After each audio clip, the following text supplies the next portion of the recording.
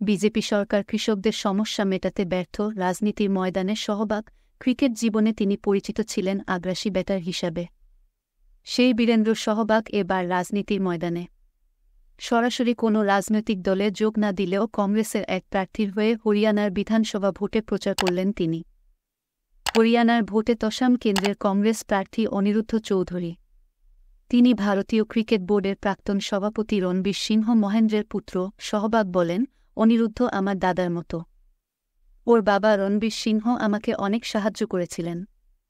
তিনি এক সময় বোর্ডের সভাপতিও ছিলেন। অনিরুদ্ধের জীবনে এখন কঠিন পরীক্ষা। সেই সময় আমি ওর পাশে থাকতে চাই, ওকে সাহায্য করতে চাই। তসম এলাকার সমস্ত মানুষের কাছে আমার অনুরোধ, আপনারা অনিরুদ্ধকে জিততে সাহায্য করুন। অনিরুদ্ধ নিজে আত্মবিশ্বাসী জয়ের ব্যাপারে। তিনি বলেন, আমি 100% নিশ্চিত কংগ্রেস জিতবে। বিজেপি সরকার কৃষকদের সমস্যা মেটাতে ব্যর্থ। তিনি এলাকার জলের সমস্যা নিয়ে বলেন, জিতলে এইসব কিছুর সমাধান করার আশ্বাস দিয়েছেন। অনিরুদ্ধের বয়স 48 বছর। তার ঠাকুরদা বংশীলাল হরিয়ানার মুখ্যমন্ত্রী ছিলেন।